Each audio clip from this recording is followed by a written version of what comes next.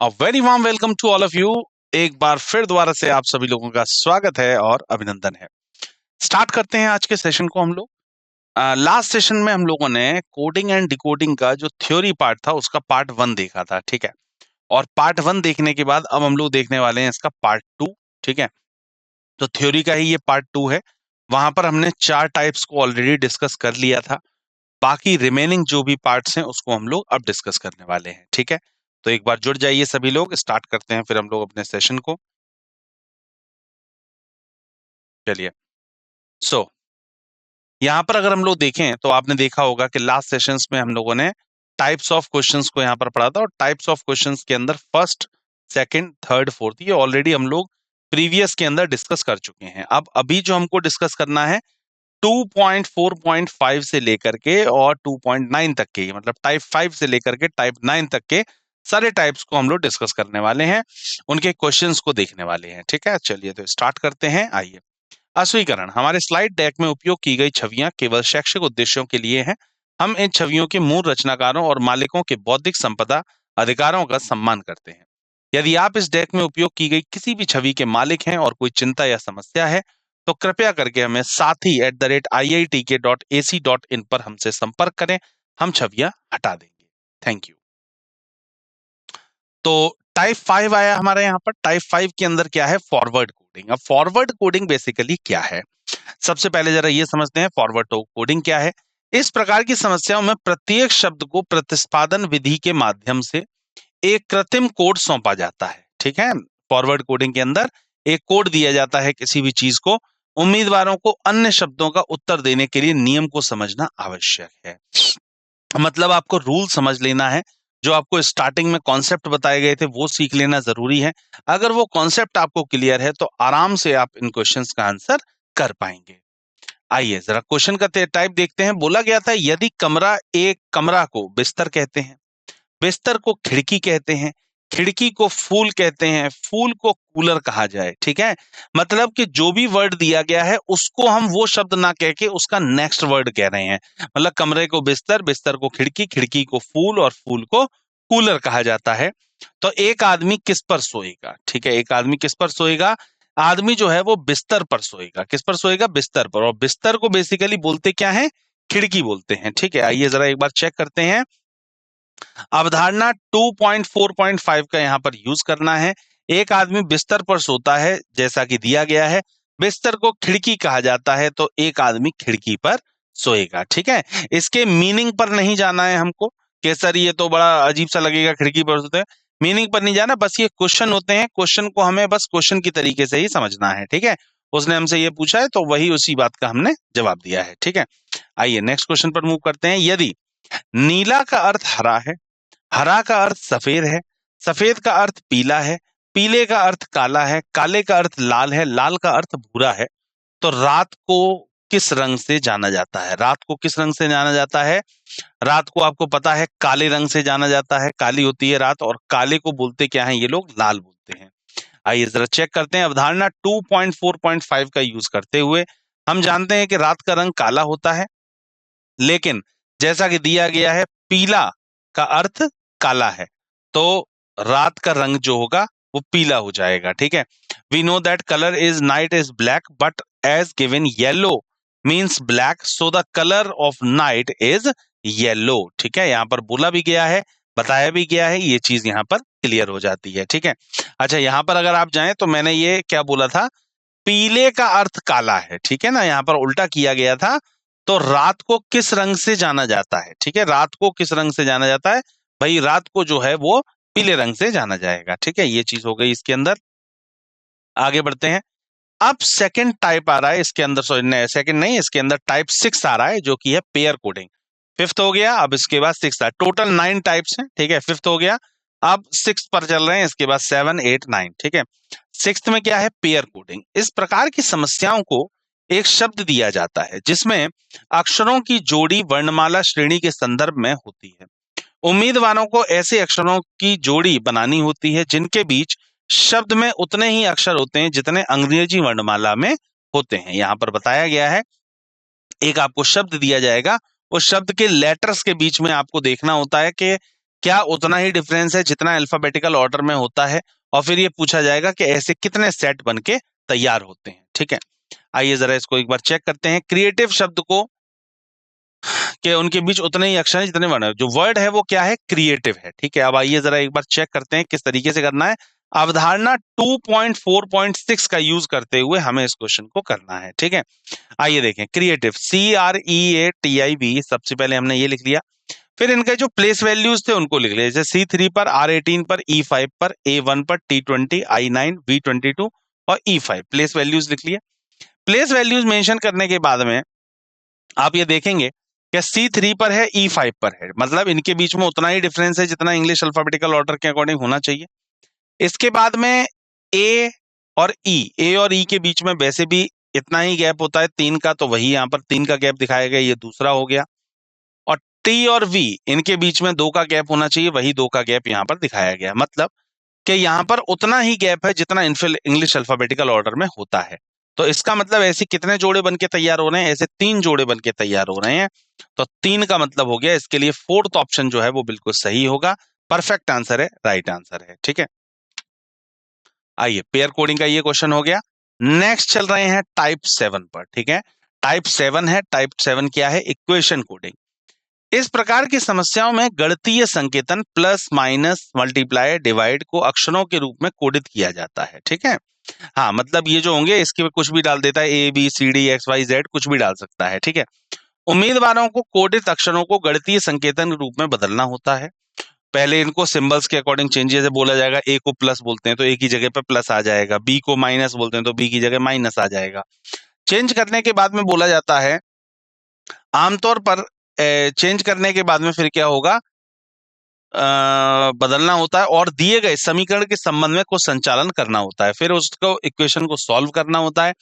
आमतौर पर ऐसे प्रश्नों में बॉडमास का नियम लगता है। ठीक है, बॉडमास का आपको पता है, bracket of divide multiply add subtraction. पहले डिवाइड यूज होगा, फिर मल्टीप्लाई, फिर ऐड और फिर उसके बाद सब्ट्रैक्शन। ठीक है, ये रूल यूज करते हुए आगे हमको बढ़ना होता है। देखिए क्वेश्चन आपके सामने आया है, उदाहरण आपके सामने है। यदि ए का अर्थ प्लस है, ठीक है, तो जहां पर ए की होगा वहां पर क्या आ जाएगा, प्लस।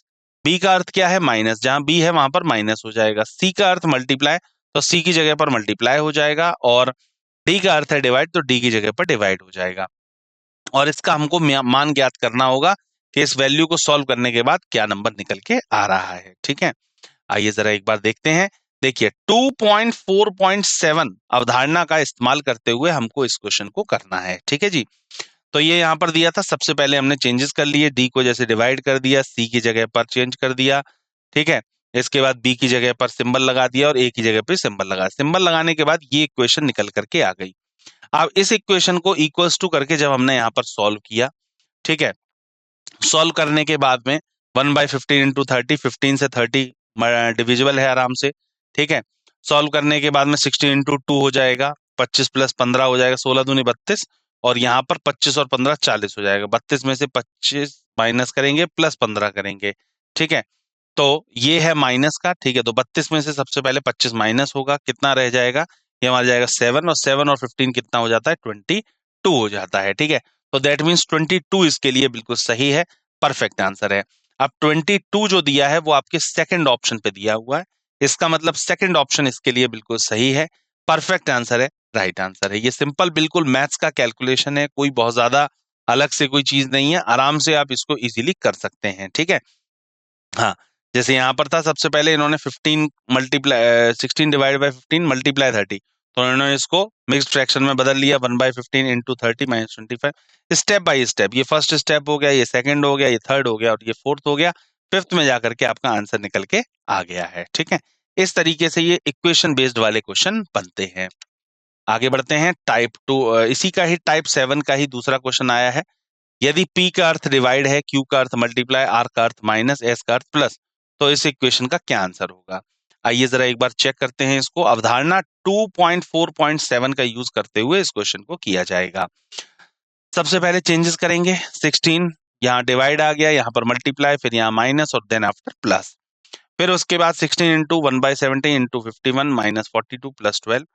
51 को 17 से जब हम डिवाइड करेंगे तो 3 टाइम्स पूरा डिविजिबल हो जाता है। 16 इंटू 3 माइनस 42 प्लस 12, 48 माइनस 42, 16 3 48 होता है, 48 माइनस 42 प्लस 12, 48 में से 42 जाता है, बचता है 6, और प्लस 12 पहले से था, तो 12 और 6 कितना हो जाता है, 18 हो जाता है। दैट मीन्स 18 जो है वो इसके लिए बिल्कुल परफेक्ट आंसर है।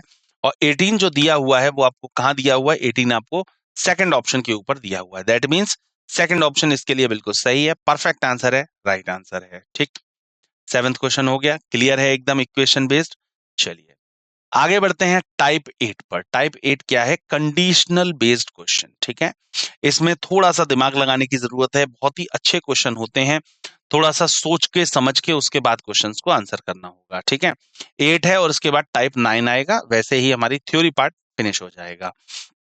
आइए देखते हैं यहाँ पर क्या होता है। सबसे पहले एक आपको उदाहरण एक समझाया गया, क्या है कि निर्देश दिए गए शर्तों का संयोजन को ध्यान से पढ़ें और उसके अनुसार प्रश्न का उत्तर दें। ठीक है, ये आपको दिए गए हैं, कुछ नंबर्स दिए गए हैं, 3 5 7 रैंडमली कुछ नंबर्स हैं, इनको किसी ना किसी अक्षर या प्रतीक से कोड किया गया है। जैसे 3 को स्टार कह दिया, 5 को बी कह दिया, 7 को ई कह दिया, उसी के नीचे सारे लिखे हुए हैं। ठीक है, अब यहाँ पर देखेंगे आप तो यहाँ पर कुछ आपकी शर्तें लिखी हुई। ठीक है, और शर्त कौन सी है, पहली दूसरी और तीसरी, 3 शर्तें हैं। 3 शर्तों में क्या है कि यदि पहला अंक और अंतिम अंक दोनों विषम है, कोई इक्वेशन आपको दी गई और उसके अंदर दोनों पहला और अंतिम अंक दोनों विषम है, तो दोनों को x के रूप में कोडित किया जाएगा। ये हो गई आपकी पहली शर्त। ठीक है, ये रूल्स बताए गए हैं गेम को खेलने के। यदि पहला अंक और अंतिम अंक दोनों सम है, तो दोनों को डॉलर के रूप में कोडित किया जाएगा। ये हो गई इसकी दूसरी कंडीशन, कह सकते हैं कि पहला और अंतिम अंक दोनों सम है तो डॉलर के रूप में किया जाएगा। ठीक है, इसमें क्या था, अगर पहला और अंतिम अंक दोनों विषम हो रहे हैं तो क्रॉस लगाएंगे, और ये हो रहा है तो डॉलर। तीसरी क्या है, यदि अंतिम अंक 0 है तो इसे हैश के रूप में कोडित किया जाएगा। ये 3 कंडीशंस दी हुई हैं बेसिकली। अगर ये 3 कंडीशन किसी के ऊपर अप्लाई हो रही है, नीचे जो क्वेश्चन पूछा जाएगा उसके ऊपर अगर अप्लाई हो रही है किसी पर, तो हम चेंजेस करेंगे। अगर किसी चीज के ऊपर अप्लाई नहीं हो रही है तो दैट मीन्स कि जो भी उसके नीचे का नंबर लिखा हुआ है या जो भी कोड उसको दिया गया था वो एज इट इज हम लोग उतार देंगे। ठीक है, हाँ, तो आइए देखें 546839। अब 546839 के अंदर बीच में क्या 0 है, कहीं पर नहीं है, तो ये कंडीशन नहीं लग सकती इस पे। अब इसमें पहला और लास्ट नंबर चेक करते हैं। 5 और 9 दोनों ही क्या है, विषम संख्याएं हैं, और विषम संख्याओं के लिए क्या बताया गया था, क्रॉस बताया गया था। तो बस हमें करना क्या है कि पहले और आखिरी पर, मतलब 5 और 9 की जगह पर क्या कर देना, क्रॉस कर देना है। बाकी 4683 के जो कोड्स यहाँ पर दिए हुए हैं वो एज इट इज नीचे उतार दिए जाएंगे। ठीक है, आइए जरा एक बार चेक करते हैं। देखें, अवधारणा 2.4.8 का यूज करते हुए क्वेश्चन को करना है। शर्त 1 से, शर्त आपने पहले वाली देख ली थी, पहली वाली शर्त इसके ऊपर अप्लाई हो रही है। 5 को क्रॉस माना जाएगा, 9 को क्रॉस माना जाएगा, बाकी बीच वाले वैसे के वैसे ही रहेंगे, सेम कोड जो दिए हुए हैं। ठीक है, जैसे 4 को इन्होंने ए कहा है, 6 को एफ कहा है, 8 को के कहा है और 3 को स्टार कहा है, एज इट इज हो जाएगा। इस प्रकार संख्या इसको उस कोड भाषा में ये के रूप में कोडित किया गया है, तो ये हो जाएगा इसके लिए परफेक्ट आंसर। तो बात समझ में आई। अगर कोई कंडीशन लग रही है, बहुत ध्यान से समझिएगा बात को, अगर कोई कंडीशन लग रही है तो उसके ऊपर लगा देंगे, अगर किसी चीज के ऊपर कंडीशन नहीं लग रही है तो एज इट इज जो कोड दिए हुए हैं वो एज इट इज हम लोगों को उतार लेने हैं। ठीक है, बात समझ में आ गई, इसमें कोई भी डाउट हो तो बताएं। क्लियर है एकदम, बिल्कुल इसी तरीके से ही आगे क्वेश्चंस को किया जाएगा। आइए सेकंड उदाहरण को एक बार आप ट्राई भी कर सकते हैं। सेकंड उदाहरण पर आते हैं, बिल्कुल सेम इसी तरीके से दिया हुआ था। पहली शर्त क्या है, यदि पहला अंक और अंतिम अंक विषम है तो दोनों के रूप में x, मतलब वही वाली सेम कंडीशन यहाँ पर दी गई है। आइए जरा देखते हैं इसमें कौन कौन सी कंडीशन लग सकती हैं। क्या बीच में नंबर 0 है, नहीं, अंतिम सॉरी, यदि अंतिम अंक 0 है, अब देखिए यहाँ पर ये वाली कंडीशन लग सकती है, थर्ड वाली, कि अंतिम अंक 0 है। ठीक है ना, तो इसे हैश के रूप में किया जाएगा। तो बस अंतिम वाले को ही बदलना है, बाकी 71354 के जो कोड्स दिए हुए हैं वो एज इट इज आपके नोट कर दिए जाएंगे। आइए जरा एक बार चेक करते हैं। अवधारणा 2.4.8 का यूज करना है, 0 की जगह पर हैश और बाकी वैसे के वैसे ही, जैसे 7 को ई, 1 को परसेंटेज, इसके बाद 3 को स्टार, देन आफ्टर 5 को बी, ठीक है, और 4 को इन्होंने ए लिखा है। बिल्कुल एज इट इज सेम उतार दिए जाएंगे, बस जिस पर जो कंडीशन अप्लाई हो रही है केवल उसी को ही चेंज किया जाना है। ठीक है, बात समझ में आ गई, क्लियर है एकदम। आगे बढ़ते हैं, बहुत ही इत्मीनान से समझते हुए चलिए। अगला उदाहरण आया है, उदाहरण नंबर 3। निर्देश दिया गया था, ये सभी के कोट्स दिए गए हैं। आइए पहली कंडीशन को समझते हैं। यदि पहला अक्षर व्यंजन है, अब देखिए वो दोनों थे एक ही क्वेश्चन पर बेस्ड, अब ये यहाँ पर क्वेश्चन चेंज हो गया है, ठीक है। तो तीनों की कंडीशन को ध्यान से पढ़ना है। यदि पहला अक्षर व्यंजन है, ध्यान दीजिएगा क्या है, व्यंजन है, और अंतिम अक्षर क्या है, स्वर है। अंतिम अक्षर स्वर और पहला अक्षर व्यंजन, ठीक है। तो उनके कोडों को आपस में बदल दिया जाएगा, मतलब जो पहले का है वो आखिरी का हो जाएगा और जो आखिरी का है वो पहले का हो जाएगा। दूसरे में क्या बोला गया, यदि पहला अक्षर स्वर है, पहला अक्षर स्वर है और अंतिम अक्षर व्यंजन है, ठीक है, तो दोनों को अंतिम अक्षर के कोड 8 के रूप में कोडित किया जाएगा, ठीक है। पहला अक्षर स्वर है, अंतिम अक्षर व्यंजन है, तो दोनों को अंतिम अक्षर के कोड 8 के रूप में कोडेड किया जाएगा, ठीक है। तीसरी कंडीशन क्या आती है, यदि पहला और अंतिम दोनों अक्षर व्यंजन है, पहला और अंतिम दोनों अक्षर अगर क्या है, व्यंजन आ रहे हैं, तो दोनों को हैश के रूप में कोडित किया जाएगा, ठीक है। ये आपकी मेन क्या है, आपके पॉइंट्स हैं जिन्हें आप लोगों को ध्यान रखना है, ठीक है। आइए अब जरा चेक करते हैं इसमें कौन सी कंडीशन इसके ऊपर लग सकती है। पहला अक्षर व्यंजन, पहला अक्षर व्यंजन नहीं है, जीरो ओ है, व्यंजन तो नहीं है। पहला अक्षर स्वर है, बिल्कुल सही है, और अंतिम अक्षर एक व्यंजन है, बिल्कुल सही है। तो दोनों को अंतिम अक्षर 8 के रूप में कोडित, इसमें सेकंड कंडीशन लग रही है। क्या थर्ड भी लग रही है, यदि पहला और अंतिम दोनों अक्षर व्यंजन है? नहीं, वो तो नहीं है, तो इसमें सेकंड कंडीशन अप्लाई हो रही है। आइए जरा एक बार चेक करते हैं। अवधारणा 2.4.8 का यूज करना है। शर्त कौन सी लग रही है इसके अंदर, सेकंड वाली जो है शर्त, वो अभी मैंने बताई भी, वही लग रही है। तो यहाँ पर करना क्या है, सिंपल सी बात है, जो उसके अंदर सेकंड शर्त में बोला गया था वही सेम कर देना है।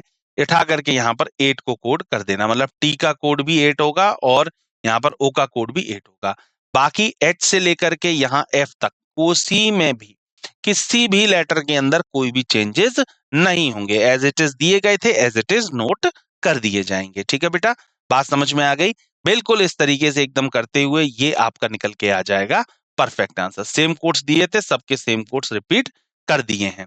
जैसे एच का क्या था, 9 था, बिल्कुल सही है। बी का स्टार है, डब्ल्यू का 5 है, डी का 1 है, एफ का कोड जो दिया हुआ था वो @ दिया था। बस यहाँ पर क्या करना था, फर्स्ट और लास्ट को 8 कोड करना था, ठीक है।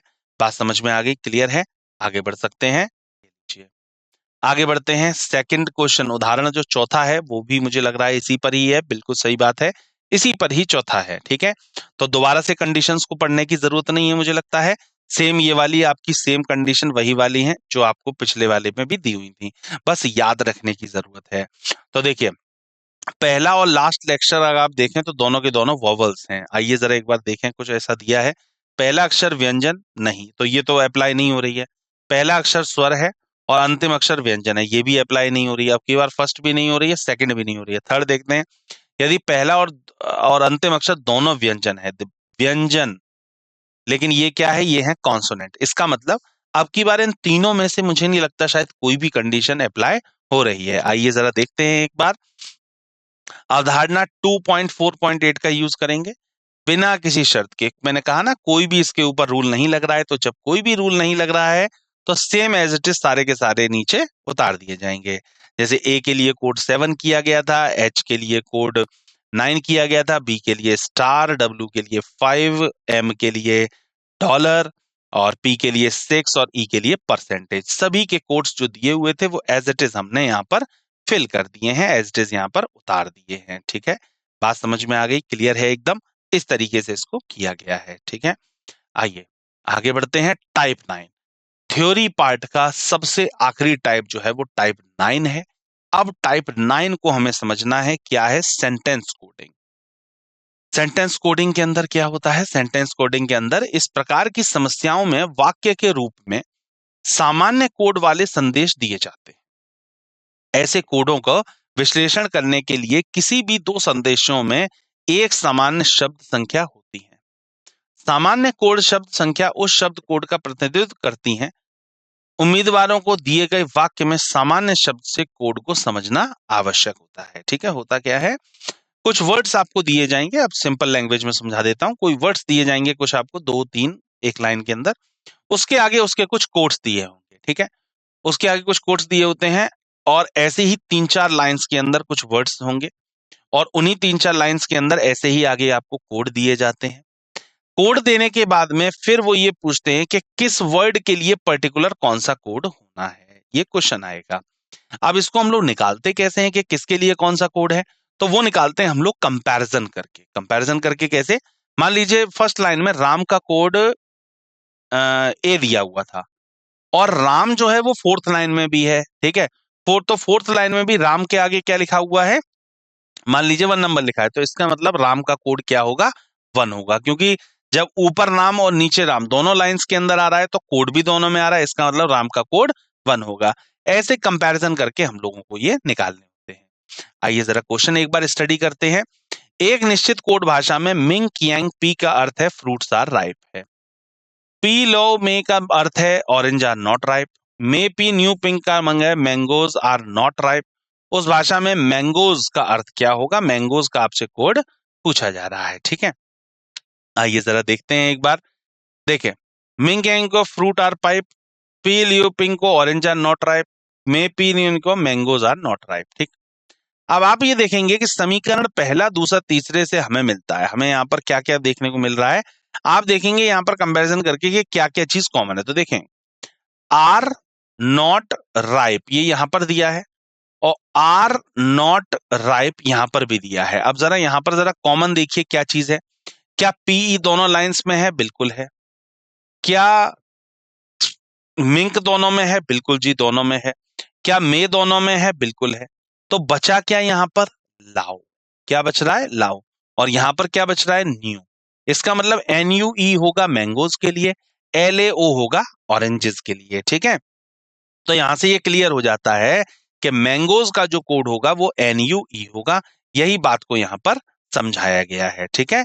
तो बहुत ही आसानी से हो जाते हैं, बस कंपैरिजन करना है, तुलना करनी है, कंपैरिजन करना है उन लाइंस के बीच में जिसमें वो शब्द कॉमन है, कॉमन होंगे तो वहां पर कोट्स भी कॉमन होंगे, बस उन्हीं कोट्स को हमें कट कर देना है, जो लास्ट में बचेगा वही उसका कोड होगा, ठीक है। तो इस हिसाब से ये इसके लिए परफेक्ट कोड बैठ जाता है।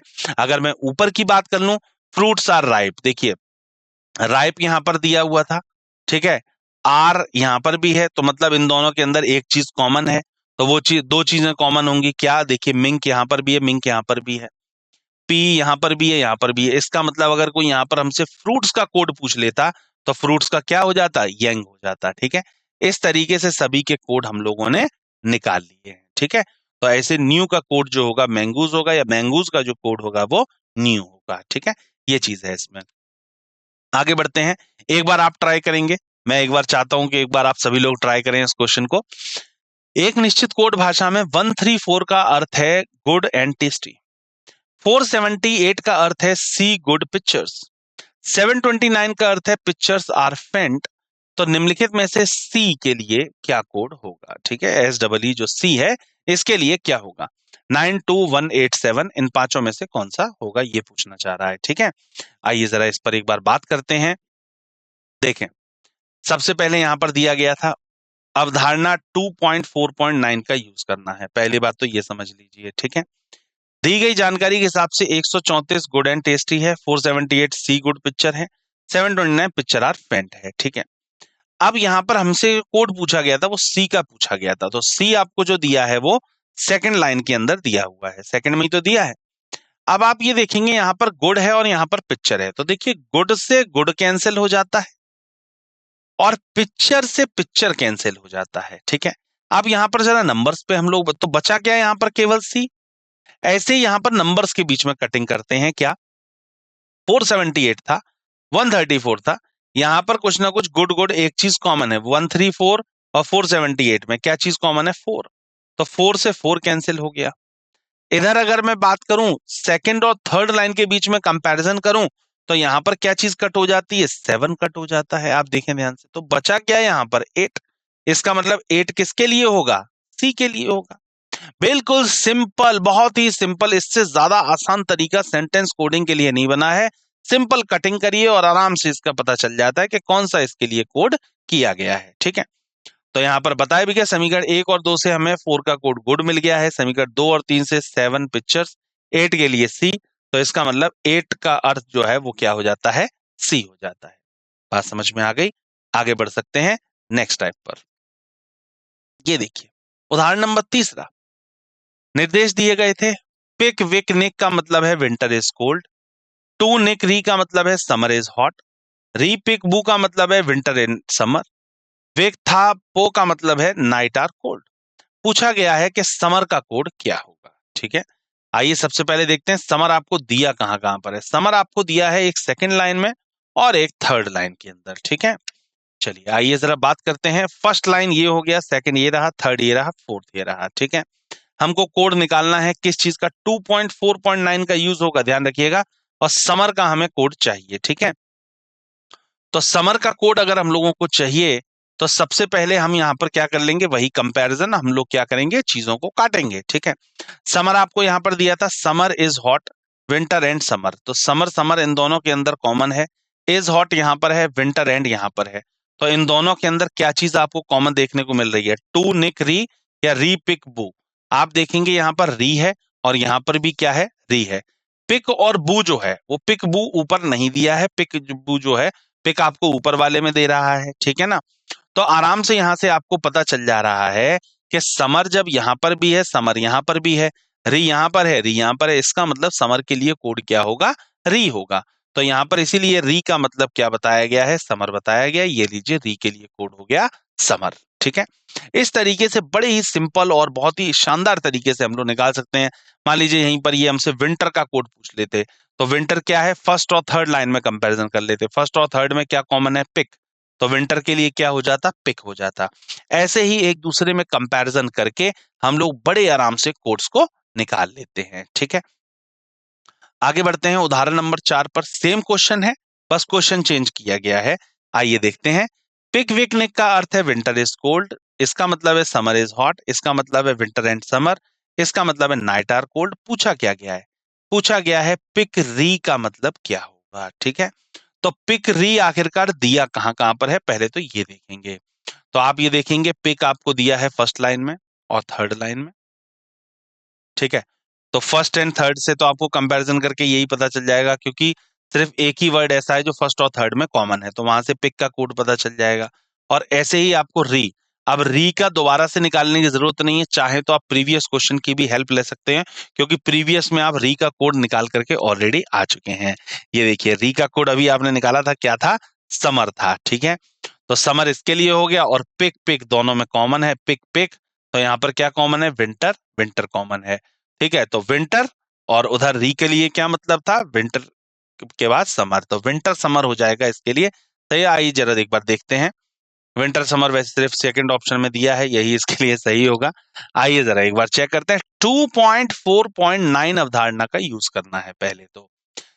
फर्स्ट सेकंड थर्ड फोर्थ चारों आपको यहाँ पर क्या दी गई हैं, कंडीशंस, वो सारी नोट कर दी गई हैं। कंडीशंस क्या मतलब, वो जो आपको उधर जो क्वेश्चंस दिए थे उसको यहाँ पर इन्होंने नोट कर दिया है। पहली और दूसरी को अगर आप देखें तो यहां से इसका कोड पता चल जाता है। फर्स्ट और सेकंड को अगर आप कंपैरिजन करें तो पिक और विंटर का कोड निकल आ जाता है। ठीक है, तो इसी तरीके से सबके कोड निकल के आ जाते हैं। तो पिक री के लिए कोड जो बन जाता है वो समर विंटर बन के तैयार हो जाता है, जो मैंने अभी आपको बताया भी था। अब ये बिल्कुल सिंपल तरीके से, जैसे मैंने अभी प्रीवियस में बता दिया, उस तरीके से भी आप कर सकते हैं। यहाँ पर तो प्रोसेस को काफी वैसे बताया गया है डेप्थ में जाकर के। आप चाहें तो बिल्कुल आसान तरीके से जो मैंने आपको बताया कटिंग वाला मेथड, उससे भी आप कर सकते हैं। बिल्कुल सिंपल एकदम। हमसे क्या पूछा गया था, पिक री पूछा गया था, तो पिक यहां पर था, पिक यहां पर था। ऐसी विंटर यहां पर है तो विंटर यहां पर है, तो मतलब पिक के लिए विंटर हो गया। री का कोड अभी आपने निकाला ही था, तो इसलिए वो हो गया आपका री का कोड। और री का कोड अगर पीछे से आप मदद ना भी लेना चाहें तब भी आप कर सकते हैं। क्यों?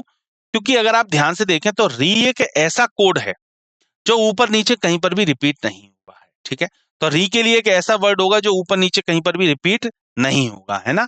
तो इसीलिए समर इसके लिए बिल्कुल सही हो जाता है। तो यहाँ पर समर विंटर ये बन गया इसके लिए परफेक्ट आंसर। ठीक है, ये था आपका सेंटेंस कोडिंग का क्वेश्चन। ठीक है, चलिए, तो यहाँ पर टाइप 9 तक हम लोगों ने डिस्कस कर लिए हैं। आज हम लोगों ने 5 से स्टार्ट करते हुए type 5, type 6, type 7, type 8, type 9 ये सारे पार्ट्स डिस्कस करें। टाइप 5 के अंदर हमने फॉरवर्ड कोडिंग के क्वेश्चन करे हैं। इसके बाद टाइप 6 के अंदर पेयर कोडिंग के क्वेश्चन करे हैं, पेयर्स बनाना कि कौन से लेटर्स के बीच में कौन कौन से डिफरेंस कितना क्या उतना ही इंग्लिश अल्फाबेट्स में होता है, उसको देखा। फिर हमने 7th के अंदर इक्वेशन बेस्ड क्वेश्चन करे कि ए को मल्टीप्लाई कहते हैं, बी को माइनस कहते हैं, तो इस तरीके से कोई इक्वेशन दी जाएगी तो उसका क्या आंसर होगा। इसके बाद में टाइप 8 के अंदर हमने कंडीशनल बेस्ड क्वेश्चन को किया कि अगर ये यहाँ पर दिया है और इसकी ये कंडीशन है, पहला लेटर आखिरी लेटर वॉवल है, कॉन्सोनेंट है, तो वहां पर कोड क्या किया जाएगा।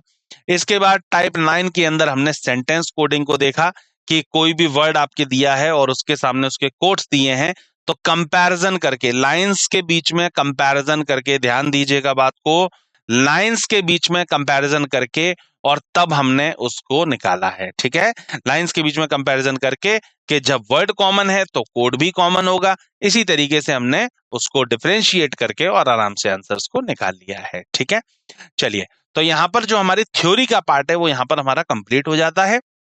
अब नेक्स्ट सेशन में जब हम लोग मिलेंगे तो नेक्स्ट सेशन के अंदर हम लोग जो थ्योरी के बाद में जो एक्सरसाइज वाला पार्ट है, तो एक्सरसाइज का इसके अंदर हम लोग पार्ट 1 करेंगे। ठीक है, एक्सरसाइज का पार्ट 1 करेंगे हम सभी लोग, और फिर उसके बाद उसके आगे के टाइप 2, टाइप 3, टाइप 4 सारे के सारे एक्सरसाइजेस को देखेंगे। ठीक है, तब तक के लिए थैंक यू सो मच सभी लोगों का, थैंक यू।